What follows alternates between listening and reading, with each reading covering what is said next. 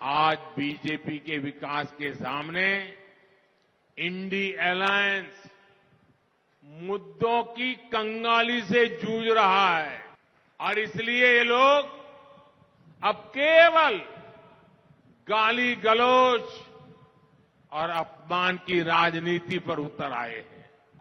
सूर्य तिलक प्रभु रामलला को हो रहा था, उस समय ये इंडी अलायंस के साथी ने क्या कहा, ये सब पाखंड है, पाखंड।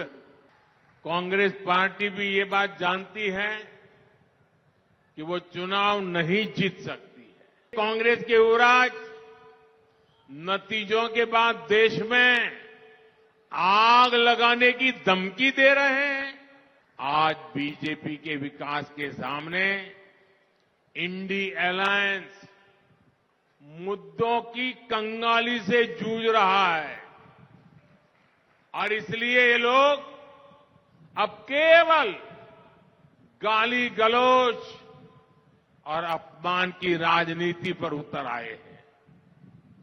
इंडी अलायंस की तमिलनाडु की जो पार्टी सनातन के विनाश की घोषणा करती है, उन नेताओं से ये लोग छत्रपति शिवाजी महाराज की धरती पर हमारे महाराष्ट्र में लाकर रैली करवाते हैं।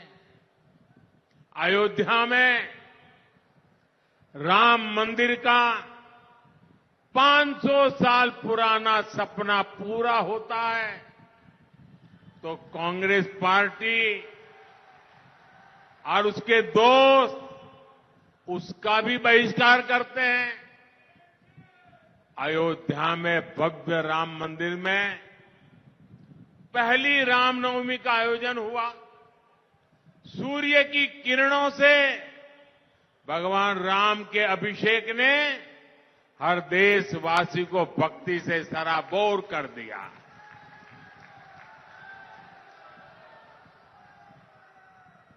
लेकिन इस इंडी गठबंधन के एक नेता ने कहा, और जब सूर्य तिलक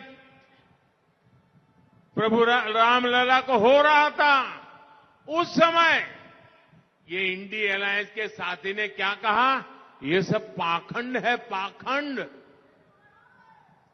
ये कांग्रेस पार्टी और उसके साथियों का असली चेहरा है, असली चेहरा। साथियों, एकनाथ शिंदे जी की सरकार ने यहां लालूजी महाराज देवस्थान का पुनर्विकास का संकल्प किया है।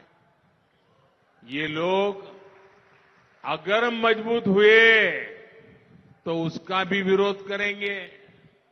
इसलिए छत्रपति शिवाजी महाराज की ये धरती पर कांग्रेस के इन पापों का हिसाब आपको करना है। साथियों, कांग्रेस पार्टी भी ये बात जानती है कि वो चुनाव नहीं जीत सकती है। इसलिए कांग्रेस के युवराज नतीजों के बाद देश में आग लगाने की धमकी दे रहे हैं।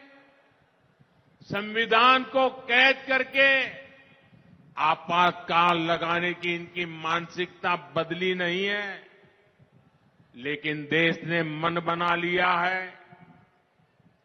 और आज पहले दौर का जो मतदान हुआ है ना, सब दूर एक ही बात नजर आ रही थी, फिर एक बार। साथियों, देश एक मजबूत, निर्णायक और स्थायी सरकार ही चाहती है। इसलिए कांग्रेस या इंडी अलायंस को वोट देना एक तरह से अपना वोट व्यर्थ करना है, बर्बाद करना है। महाराष्ट्र का एक एक वोट विकास के लिए पड़ना चाहिए।